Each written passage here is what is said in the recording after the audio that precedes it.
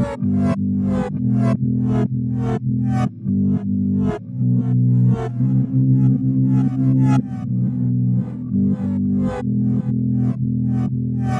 everybody, welcome to a special edition of DOD45. I am Ty of Art by Ty, and today on DOD45 we sit down with mixed martial arts fighter Carlos the Natural Born Killer Condit. Cold crush, cold rush the quarterback. Push a pillage through a line of scrimmage, some of that old Mac nasty. Want some to nast me, smack a rapper back, then whack, talk and sass me. Procrastinated, next week the cheek turn, weak burn, chase with ginseng and wheat germ. With the record of 32-13, Carlos has battled in the cage with the likes of GSP, George St. Pierre, and Nick Diaz. On this episode, we talk about music and how it can adjust your energy levels. We briefly touch on his training regimen and his love of coffee. We also get into barbecuing, Jean-Claude Van Damme, hey-oh, the Teenage Mutant Ninja Turtles, and coaching jiu-jitsu. It was great to have a conversation with him ahead of his upcoming welterweight matchup against Max Griffin for UFC 264. Who wanna rattle to the rhythm of a beatbox? Wrote my lyrics on the wall cause my sheet rocks. I know that you want to. I know that you think that you got to. I know that you heard what I want to. So without further ado, our guest today, Carlos Condit. Thanks for joining us on the show today. Yeah, of course. Are you in New Mexico right now? Yeah, I'm in New Mexico. Yeah. Before we get started, before I start the timer, I do want to ask you, I didn't realize you're fighting on this card coming up on the 10th, right? I am, yeah. I didn't even realize that before I booked you, and then your name popped up in like a Facebook ad or something, and it said that you were fighting this 10th. So that's pretty awesome. In fact, I'm stoked that you're willing to sit with us for a session prior to a fight. So yeah. I mean, it's kind of good timing. Get to kind of promote that a little bit. Has your training regimen changed over time? Like as you've started to get a little, I hate to say the word older, but you are older than you were when you started. No, say it. It's I mean, I am older. Yeah. No, absolutely, it has. It's I've evolved quite a bit, and every camp is different. Just the way it plays out. This camp was kind of short. I learned about this fight about 5 weeks ago, so it's kind of an abbreviated camp, trying to put everything into a smaller period of time. But mentally, you probably always prepared for it. Yeah, I mean, a big part of my process is like the preparation, the physical preparation helps me with the mental side of it. If I know that I've put the work in, then I can even when I'm nervous, I can rest assured that I'm going to perform at the best of my ability. Yeah, that's a great way to look at it. Like knowing that you're physically prepared for something is definitely an ease on your mind. All right, so I'm going to get this timer going. I'll set it for 45 minutes. We'll see where we can get. I'll start drawing and we'll get right into the thick of this with this first Sophie's choice. John Jones or Jean-Claude Van Damme? John Jones, man, for sure. Are you a Van Damme fan? I am actually. Van Damme movies were one of the reasons why I got into martial arts in the first place. So blood sport or kickboxer? You know what my favorite was actually Lionheart. Oh, I don't even remember. I mean, I remember the name, but that was one of his earlier ones, right? Yeah. I mean, it's kind of similar premise. He gets into a fighting circuit and has to fight these guys. Oh, was Bloodsport the one where they put the glass on the knuckles at the end? Yes. Yeah, it's been a little while since I see it. I think that was Kickboxer. Oh yeah, I don't know. I used to be a big fan. I mean, I say used to because I don't really watch as many movies, but yeah, I was a big fan of Van Damme. Who wins a fight between Balboa or Van Damme? I guess in real life. Was Van Damme a real fighter? No, I don't think Van Damme was a real fighter, but I mean, I would lean towards Van Damme. I think he was probably more of a martial artist than Sylvester Stallone. But Sylvester Stallone was Stallone, so no, he had that going for him. Hey, what kind of what genre of music puts you in the right headspace before a fight, or do you use music for that? Yeah, I do. I listen to all kinds of stuff, man, but I guess it just depends. Like I'm trying not to get too amped too quickly. So I somewhat mellow stuff, I guess, but like my go-to is always metal though. Early on in your career, did you find that you would get too pumped up too soon and then be worn out before the fight even started? I guess so. I mean, I try to like balance myself and I try to like not get too amped going in there because I feel like tension is kind of is counterproductive. So if I'm too amped up, I feel tense. If I'm too relaxed, I could be, kind of sleepy. So I want to hit like a nice sweet spot as far as my energy level. Do you meditate? Are you a meditator at all? I do, yeah, I do meditate. But would you do that before a fight? Would that get you too relaxed? Fight day, yes. Probably, in the locker room, no, probably not as much. Definitely breathe, like some breathing exercises to really, like I said, find that sweet spot of relaxation, but also awareness and a little bit, I guess, keyed up. Well, you've been at this for like since you were like 15 or something, right? Well, yeah, I started training when I was like 15 or 16. But I actually started wrestling when I was about 9. So I've been in, combat sports, so to speak, for a really long time. Over the time that you've been fighting, do you find is there a common thread between fighters that you know like I just wonder what it takes for someone to get in the ring. I know that's kind of like a generic sort of question, but I really have always wondered what it does take to like it does take a certain breed of somebody. I always thought it was people that wrestled in high school or something because they're used to that one-on-one. Like I played football, so I don't really know. I don't know that one-on-one. But that was a long-form question. Do you recognize or is there something that you think there's a common thread between fighters? Actually, I think that, in my experience, fighters really run the gamut as far as their personality, their background, their psychological makeup. You got guys that are, college grads, you got guys from the streets. I mean, there's lots of different people from lots of different walks of life and even athletic backgrounds. I mean, there's people who lots of wrestlers. Obviously, I mean yeah, lots of wrestlers. But man, I've seen guys from tennis, from basketball, even like soccer players, football players get into it. I think the common theme is you absolutely have to have a competitiveness. You have to be competitive enough to step in there and I mean put it on the line, put your health and a lot of other things on the line. And then what do you get out of it? What do I get out of it, man? I For one, I just love to fight. Like I really feel like I'm in my element when I'm engaged in physical combat. That's when I find my flow state. I don't know. I feel like I was born to do this, and so that's cool. I mean, I also get paid to do this. I Yeah. mean, I get money from it, so that's cool. Did you play other sports? Yeah, so I played soccer for maybe 5 or 6 years when I was a kid. I was on swim team for a while, for like maybe 5 or 6 years, maybe even longer. I played football and I wrestled. So being active and like using your physical prowess has been something that's pretty much been part of your whole life, I guess, huh? Yeah, I've been an athlete my whole life. Do you enjoy training? I asked this question because when I played football, I was really good at football, but I hated practice. I Mm.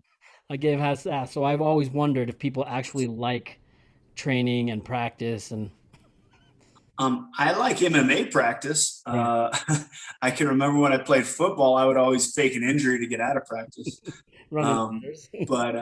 but I love what I do. I get a chance to, I get to, do ninja shit all the time and go and work out at the gym all the time. And I do. I enjoy it. I'm blessed to do what I do.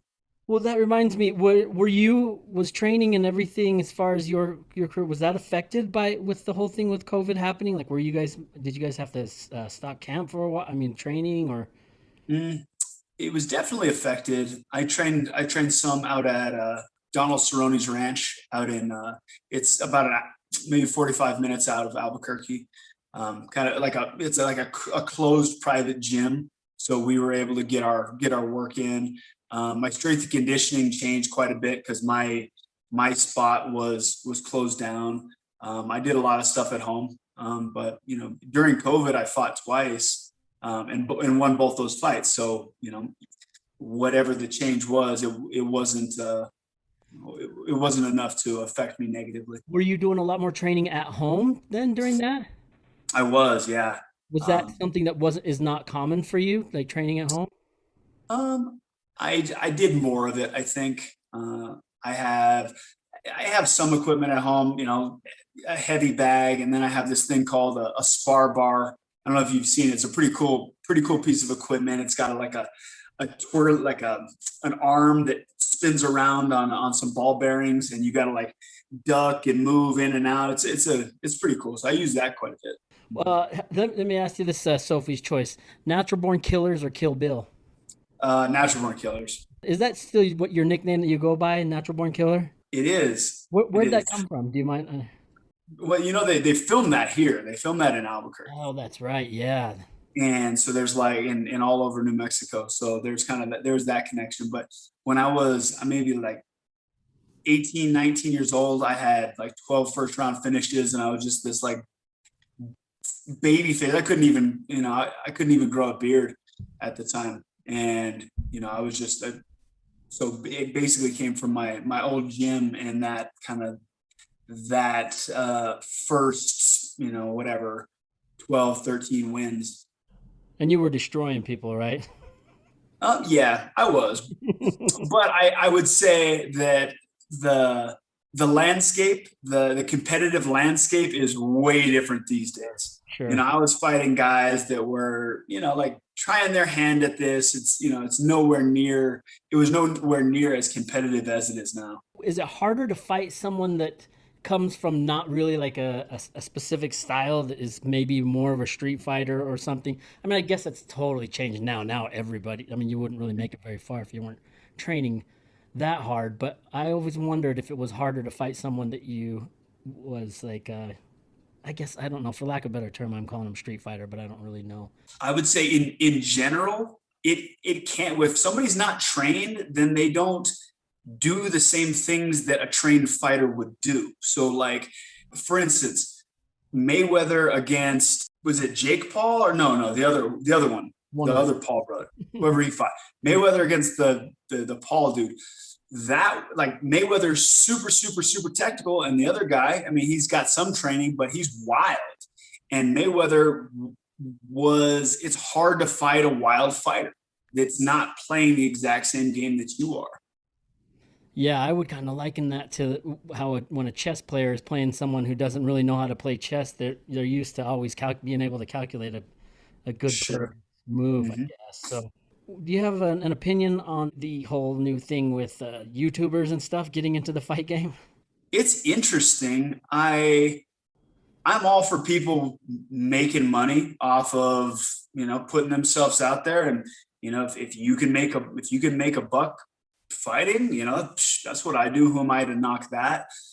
What I kind of think is funny is all of a sudden they're all tough guys, Right. and they're, and I don't know, maybe they are. I don't even know. The only ones that I know are the Paul brothers.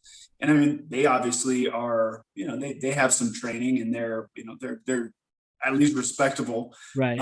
These other guys are, I don't know, they're just they come from a different world, and now all of a sudden they're tough guys. And there's videos of them getting in scraps with each other at clubs, and almost trying to play this part. And Right. I think that's kind of silly.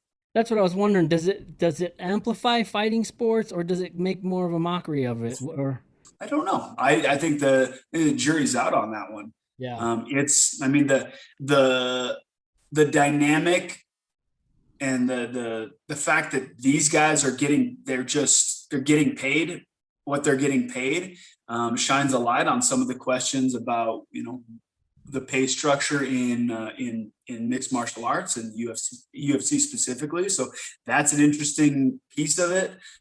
No, I don't know. I think it, I mean, we'll just have to see how it plays out. Yeah. Are you still into that? I don't know how it's pronounced, but like MoveNat. Yeah, MoveNat. I've not really done anything like officially or formally with MoveNat for a while. All the stuff that I was taught and learned, I still incorporate that into my training. I think it's a cool thing.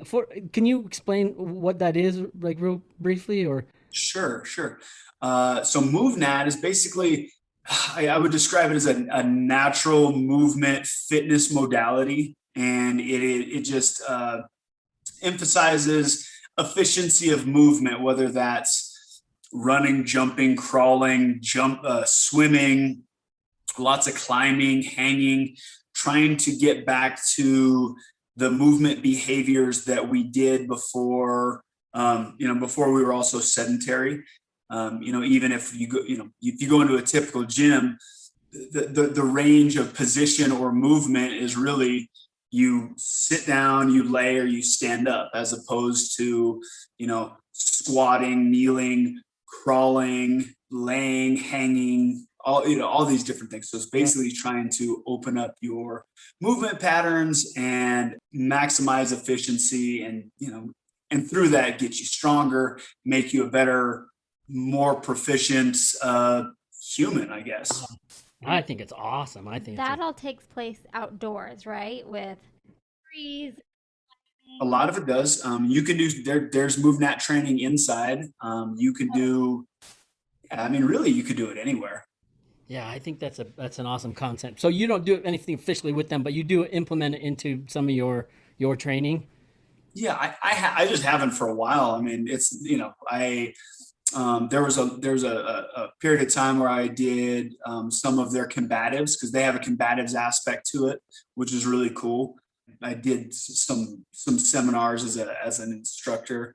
Yeah, it's just been a little while. I would love to reconnect, but I everything that I was taught and everything that I did, I still incorporated in my training. That's awesome. Going back to your nickname, Natural Born Killers, not your just your nickname, but what's the best fight name ever conceptualized? Ooh, I mean, I kind of like. I mean, it's not too far off from Natural Born Killer. I like the Axe Murderer, Vanderlei Silva, the Axe Murderer.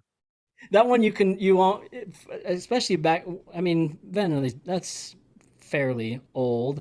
I was thinking like you could still get by with just scaring people with certain things, like because I've always wondered nowadays, does the stare down in the ring ever work? Like, in the streets when you use that you're trying to scare somebody, but does that work still these days? I like to think it does. I Okay. like to think, the stare down at weigh-ins, it sets a tone.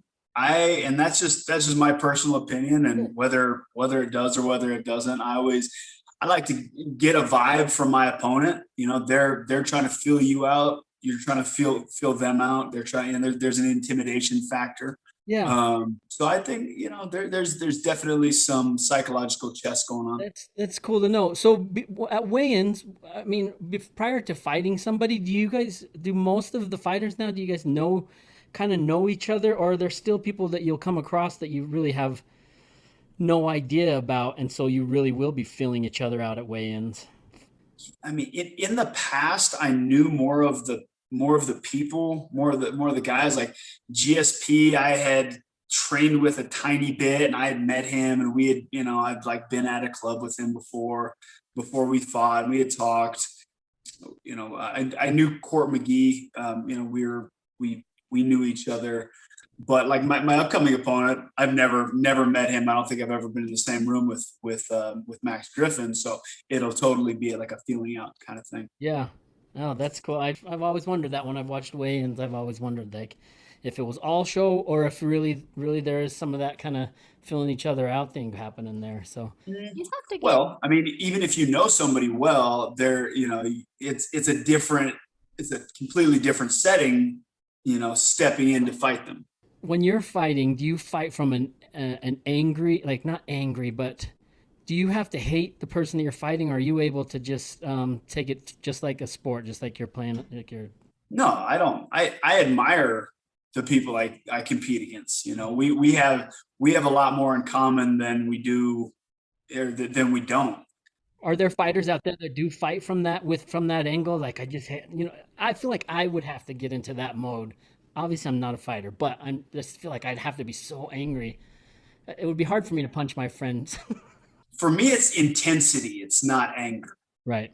and it's like a fire, but it's not malicious or malevolent. And I mean, I don't even know if you could differentiate the two when you're in there like dropping elbows on somebody's face, because it's the same outcome.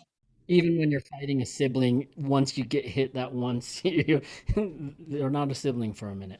Yeah, and you see red. Yeah. Oh, are you still in the coffee game? I am. We're actually pivoting a little bit. We had opened a brick and mortar at the very, very beginning of COVID, and that has kicked our ass.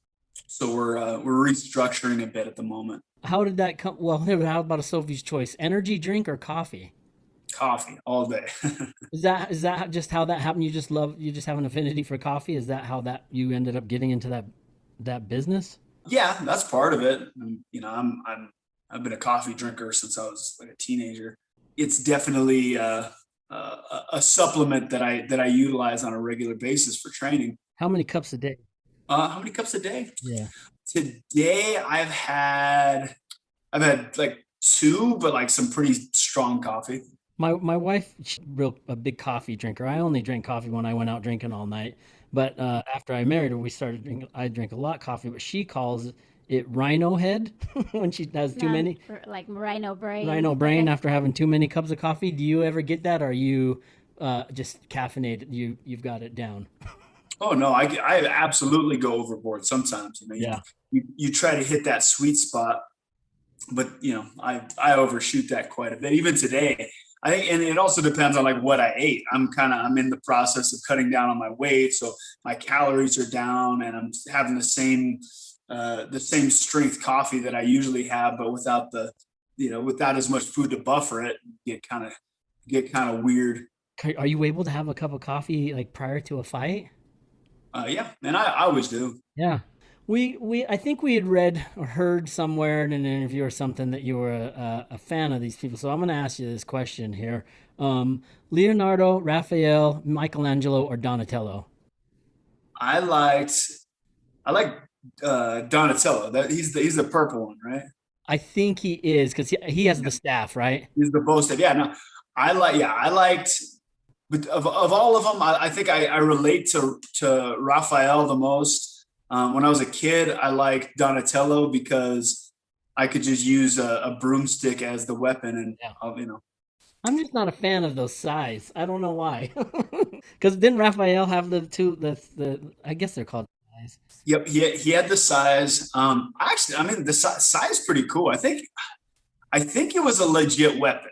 Yeah. I was such a Bruce Lee fan, so nunchucks for me were like always the joint. Yeah, well, you know what? I actually looked into it, and nunchucks weren't actually very effective in like actual combat. Right. It was more a gimmicky thing, or maybe just for show. Yeah. They just looked cool. Wow. Unfortunately, that hurts everybody's heart because they're a cool weapon. Hey, when you have to cut your diet for training, what does that consist of? I clean it up quite a bit. Like I try to eat about like an 80-20, like pretty healthy, clean, nutritionally dense food to like 20%, like whatever. And then, closer to a fight, closer to weigh in, that's more like, 5%, kind of, whatever, and 95% really clean, if that makes sense. And then cutting my portion sizes and I've done it so many times that I think my body just keys in, and I'm able to drop the weight pretty quick. That handling of diet and everything, I mean, that's a pretty important part of training, right? Yeah, absolutely. Because you can overdo it to where you just completely have no energy by the time you get in the ring, or Oh what yeah. things can happen, like if you misjudge what your diet. Yeah, you can be completely flat when you fight. I mean, you could miss weight. I've never missed weight. I've definitely been felt flat in fights and not had a great weight cut. Um, yeah, so it's a balancing act, and there's a science to it. And I kind of I do my own thing that's probably different than what other people do, but it works for me. Yeah. Hey, is there a punch or a kick somebody laid on you that you'll never forget? Yeah, and actually I got to compete against him recently. A guy named Jake Ellenberger. He was my second fight in the UFC. He comes out of the gate in the first round and lights me up, drops me worse than I've ever been dropped in the UFC. And yeah, I think he hit me with just his whole fist in my eye socket, and I dropped. It was gnarly, and I got an opportunity to compete against him in a submission only match, in Submission Underground, which was cool because I knew he couldn't hit me, and so I agreed to it. Do you watch your fights? Do you go back and watch them? I do, less so these days. I really, when I was younger, I did. Yeah. Anymore, not so much. Maybe once or twice I'll watch it, and then I'm just like, okay. And more so for, initially to because it's exciting. You want to see how you compete, how it looked out, how everything played out. Because the way that you remember it isn't always the way that it happened. Um, Can you use it? Can you watch it like how in the NBA and NFL are watching like film? Can you use it to that advantage? Yeah, I think so. And then another part of that is that watching your tendencies to see what your next opponent is going to see because you know that they're studying you. Yeah. So do you do a lot of will you do a lot of film prior to fighting? Like will you watch a lot of people's fights and I mean your opponent's fights? I do some. My coaches do quite a bit, and then we collaborate. But do you watching film and someone's fights, if they have tendencies, those tendencies will always be there, I imagine, right? People improve, and I think it's probably not a great thing to watch somebody and watch what they do negatively, and then think that they're not a formidable opponent. Right. Because Um, their camps probably watched it and noticed it too, and they're gonna make sure, adjustments. yeah. In my experience, people improve over time, Yeah. and so like tend to, but it's more so what we look for is their not so much their like negative tendencies, but I mean we would of course if there are some, but just their tactics, their game, what they play, and then we try to like a rock paper scissors sort of thing. If he's going to throw scissors, we want to bring the rock. Right. Ooh, bring the rock. Are you a rock fan? Yeah, I mean, not particularly. I mean, he's cool. I don't have anything against him, Right. but he's all right. I brought up Bruce Lee earlier. Bruce Lee or Jet Li? Bruce Lee. Yeah. Were you into those like kung fu movies and stuff? No, not so much. I think a lot of that was before my time. Right. I mean, so Ninja Turtles was huge. Like the first Ninja Turtles was actually one of the first movies I saw in the theater. I think maybe the second movie I ever saw in theaters. Oh, so you're the live action one, right? Sorry about the live action, the With first one. Corey Feldman was one of the Ninja Turtles. What's that? Is that Yeah, yeah. I'm pretty sure in the first one, Corey Feldman was, I think, Donatello. interesting? Yeah. Yeah. So yeah, now the live action, I love, and of course I love the cartoons, but yeah, it was mainly Teenage Mutant Ninja Turtles and Bruce Lee, or not Bruce. I'm sorry, not Bruce Lee. Um, John Claude Van Damme. So were you doing any like training prior to those, or was John Claude Van Damme really like kind of the one that got you? I mean, I did training in my living room against invisible ninjas. Right. I was young. I was like 5, 6 years old. Yeah. How about Brock Larson or Brock Lesnar? Brock in what? In a fight? Just in general. Just in general. I'm gonna go with Lesnar. Sure, I'll go with Brock Lesnar. Just because he had a big, huge sword on his chest.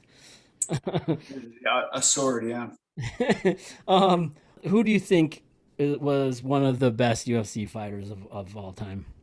Oh, I mean, the guys to choose from are, I mean, I could kind of throw out something cliche. Maybe I'll think of somebody who's not as well known.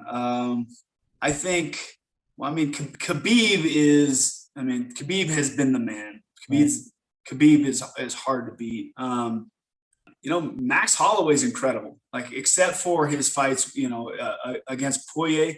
Poirier just has his number, but man, Max Holloway is just a fantastically gifted fighter. If you could match up with anybody in the cage, dead or alive, they don't even have to be a fighter, just anyone. Who would you want to match up against? Who would you want to face off with in the cage? Just like a historical figure. Anybody, yeah, anyone that would. So Genghis Khan was like a wrestler, right? Oh yeah. I like history, and I think Genghis Khan would be an interesting match. Yeah, I mean, he must have been pretty strong. That's a good choice, though. Yeah. I don't know how you train for that, but I mean, I'm hoping we're just doing a physical fight and not like an archery contest or like a fight to the death with bows and arrows. This is a stupid one, but it's one that's always in my mind, and I haven't been able to use it with anybody. Would you rather be the genie or the one to find the lamp? I think the finder, the master for sure. Yeah, because I wonder if the genie actually has powers.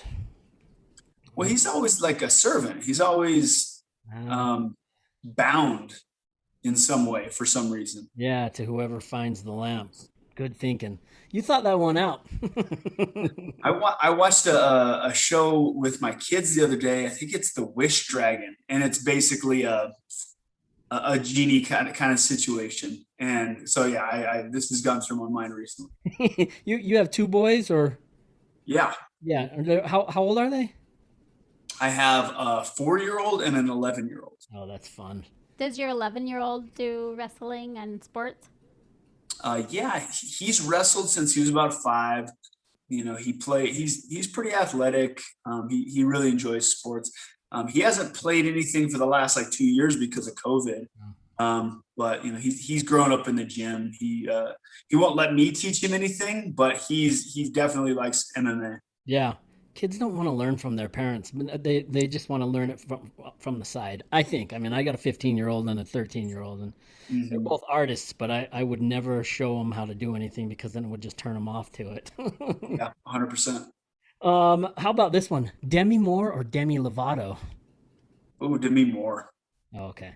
I picked Demi Lovato because they are from Albuquerque. Do you what do you call people from Albuquerque? Is it ABQ? What is the term? Burqueños. Oh, is that for locals only though? Yeah. They call Albuquerque, like the slang for Albuquerque is burque. And so Burqueños are people from Albuquerque. People from New Mexico, are you New Mexicans? New Mexicans, yeah. How about The Fighter or Fight Club? Oh, Fight Club. Yeah. So Tyler the Creator or Tyler Durden? Tyler Durden, my dude. I'm a big Fight Club fan. Yeah, that's a great one. What would you think is one of the better fight movies of all time? Ooh, so I don't know if you've ever seen this one. So it must have been the 90s. I had like a bootleg copy on a VHS tape, and it was a movie. It was a boxing movie called Gladiator, and it had Cuba Gooding Jr. and the Great White Hype. Yeah, exactly. And I don't know any of the other actors, but Cuba Gooding Jr. was in it. I loved that movie. Yeah, that was good. Wasn't Samuel L. Jackson like his coach or something? They screwed over the Great White Hype.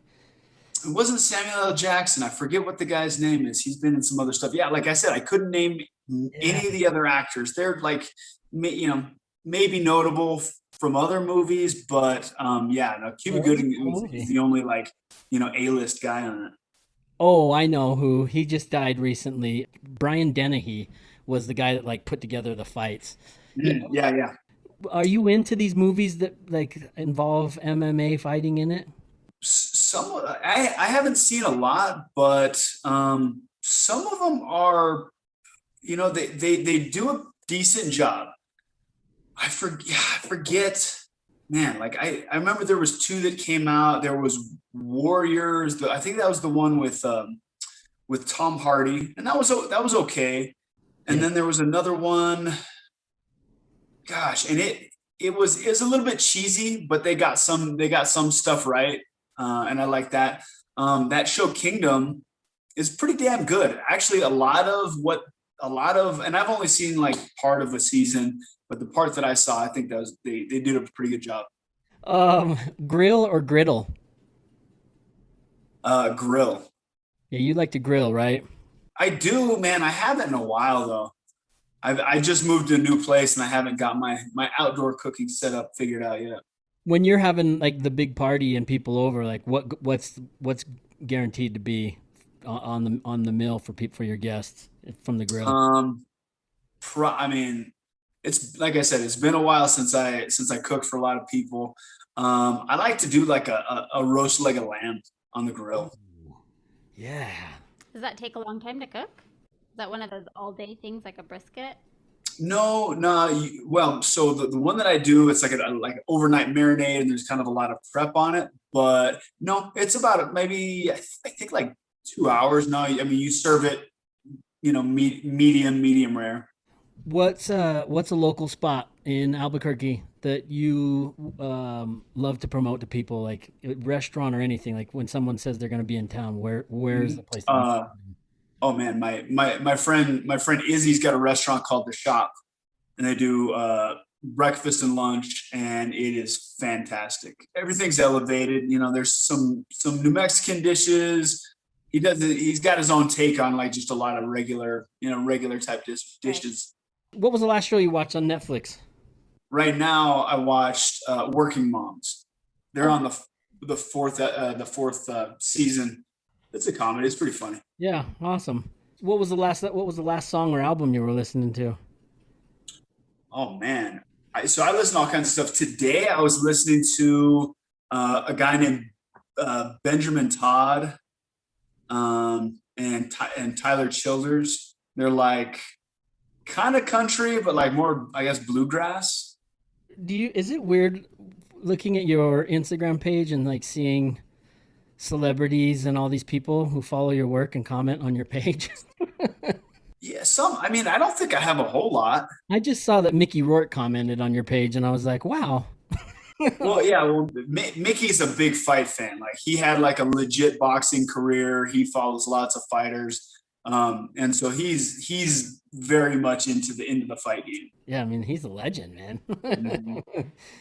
Are you friendly with him or just through the fight game? No, I met him. He was out here filming a movie, maybe like 5 or 6 months ago, and he hit me up, and I went and we hung out a little bit. Is He's a cool that dude. something you would want to get into, acting or anything, or what is? I'd hate to do the question of like what's the end game, but like Sure. what wait, what happens after? you have gotten into acting, haven't you? I've done a little bit. I've done some goofy like B movies or like maybe EF movies like straight to video. Do you Um, enjoy that though? yeah, it was fun. I like my time is pretty limited Right. and I don't love that and I want to give my energy to things that I like super passionate about. So What is that? What are you super passionate about other than the fight game? well, I mean, it's all various aspects of the fight game. I love teaching. I love training jujitsu. I've been doing jujitsu for 20 years, and still learning new stuff. There's still so much more for me to learn. Love to cook, like we talked about. Spending time with my kids. I did the coffee thing, but honestly, any time that I can hang out with my kids and go do stuff, I feel like that's really where I want to spend my time, other than doing what I do for a living. Yeah. What's the game plan from here? When do you travel? Where is the fight at? Fights in Vegas, In Vegas. and I leave a week from today. And then do you go, is there like a place that you train when you get there? So one of my coaches lives out there, a guy named Ricky Lundell. So I'll be training with him at his space. I mean, yeah, I guess I train at various places, but we'll probably just have our own little fighter room. I'm bringing my coaches out. We're bringing the gym to Vegas, basically. Does it mellow down like the first couple, I mean, a day or two before fight day? There's the intensity. I back off on the intensity, but I'm still doing a decent amount of volume. I like to, we talked about cutting weight. I like to work my weight off and sweat it off. I don't necessarily like to sit in the sauna a lot. I'd rather be moving and sweating. So the intensity diminishes a bit, but I'm still doing a decent amount of volume. What are your thoughts on I mean, like you said, you've been kind of into this since you were 15. What are your thoughts on like the evolution of the sport? Yeah, dude, I mean, I've seen it from, I started watching UFC in like 93. I mean, I've seen it the whole way through. It's been amazing. I mean, Zuffa, the UFC, Dana White and the Fertitas did a fantastic job really captivating the public and getting eyes on the sport, and continuing to promote it and building it into what it is. Well, and I've been so used to it because I've watched since the first one, and when there was no weight classes and Ken Shamrock was huge in the Gracie days. Like back then, it was like this brutal sport, and I'm sure this question gets asked all the time, and I usually hate to regurgitate information, but I is it not considered like so taboo anymore as it used to be?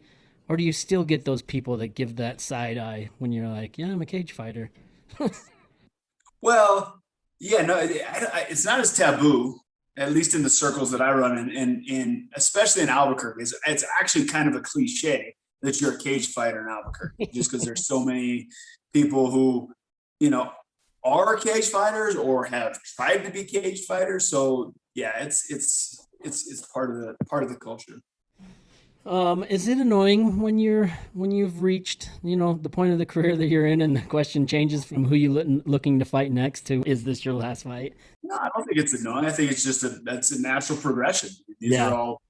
I saw like 4 years ago. I was just going through some of your old interviews, and like people were asking you back then, and I was just like, man, he's still so young. Why do you've got years in you still, right? Yeah, I mean, I've had a long career. I'm coming up on 20 years, like fighting professionally. So, I mean, I think I'm in the twilight of my career, but I don't exactly have a time frame for that.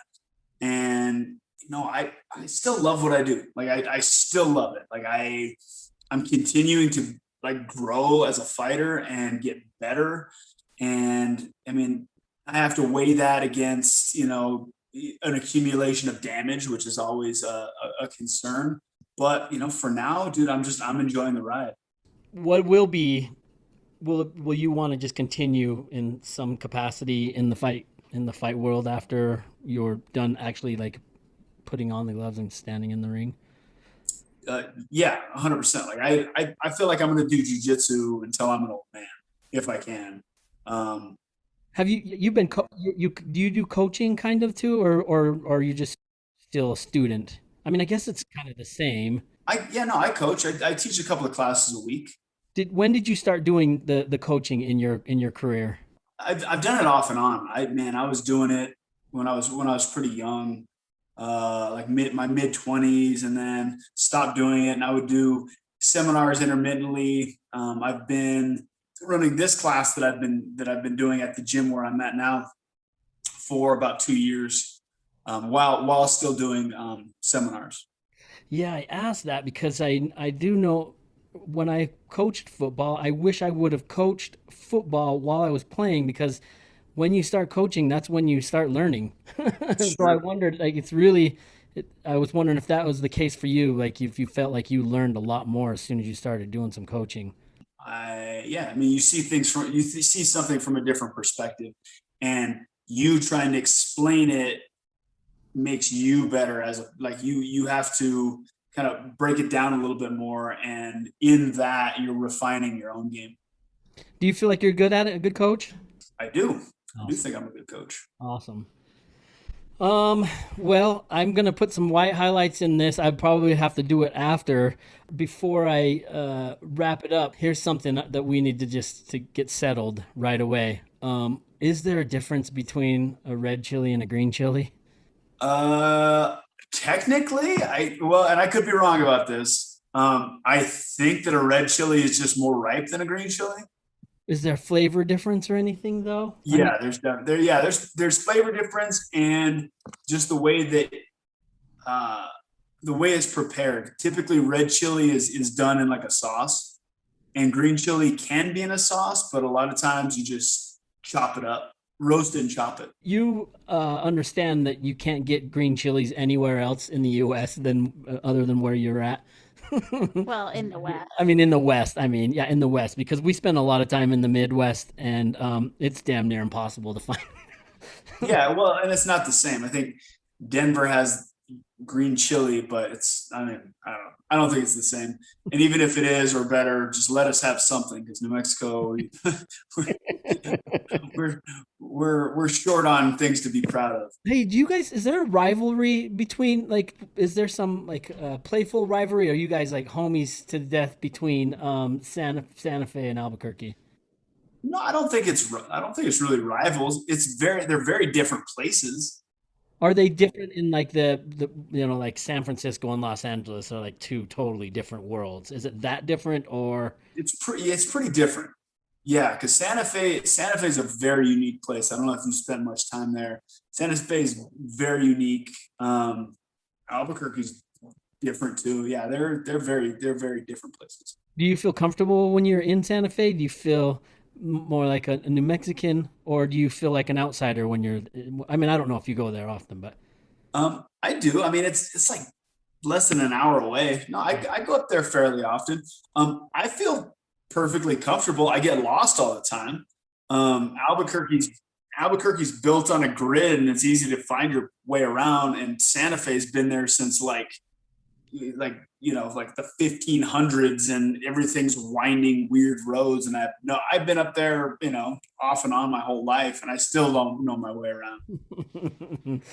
so the timer did go off. What things can you? What would you like to point out? What should the people who haven't ever heard of you? There will be some of those on my, from my collectors. What are ways that they can find out what you're up to? I don't know. It's different. Most of the people I've been interviewing are like musicians. So I can say like, how can you support them? I guess Sure. it'd be a different sort of vibe for you. Mhm. But I guess what's the best place for people to know what's happening in Carlos's world? Well, I mean, first off, I fight on the main card on July 10th. It's the Conor McGregor card, Conor McGregor Poirier 3. I'm the first fight on the main card on that one. And then I'm probably most active on Instagram, just at Carlos Condit, and Facebook, Twitter. But yeah, I mean, that's pretty much it, man. And you said that the coffee company is you're re kind of changing things up. Yeah, I mean, for right now, probably because of a lot of the stuff that we dealt with COVID, we're switching to an e-commerce platform Okay. and approach, just selling more online stuff and more merchandise, beans. Oh, you sell the beans there? Yeah, absolutely. So where can people get those from again? It's 100handscoffee.com. Okay. Hey, I have a quick Yeah, go question. ahead. How do your boys feel, or are they old enough to understand? Well, I guess the 5-year-old is. How do they feel when you go and fight? I think they probably have mixed feelings about it. It's my job, and they've grown up with it, so they don't see it as like anything out of the ordinary. Are they allowed to watch the fight? Not live. I think my son, my oldest, has watched maybe one or two of my fights live. But I usually we've steered away from that Yeah. just because you never know. You never know what can happen. Right. Yeah, I agree. It might be a little early on tough to see your dad getting punched in the head. But again, if you grow up in it, it's not so abnormal. Yeah, but they're kids. Yeah. Kids are kids. Yeah.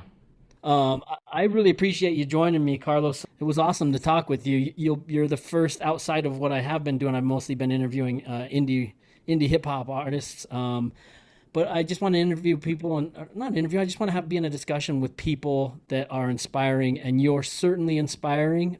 Your work ethic is awesome. So I just really want to thank you. I really appreciate it. Of course, man. Yeah, thanks for having me. Cheers.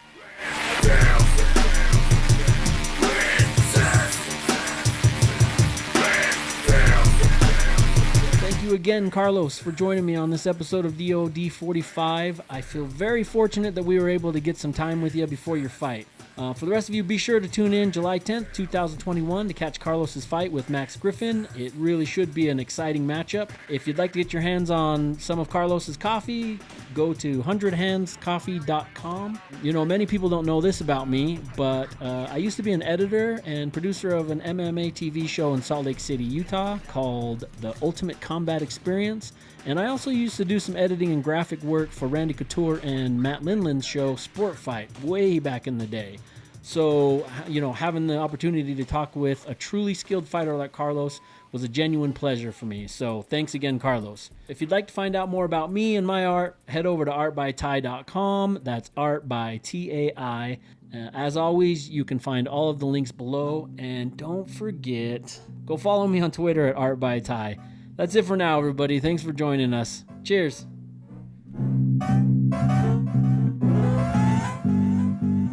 There are thoughts in my head that take place in my bed, and I don't have to lie. Thanks for watching this episode of DOD45. I hope that you enjoyed yourself. Make sure you hit that subscribe button. I don't want you to ever miss an episode. Also, stick around my YouTube page for a bit. There's a whole array of videos to enjoy, including time-lapse videos, drawing tutorials, and live streams. It's like an amusement park. Now click that subscribe button and go watch another episode of DOD45. Cheers.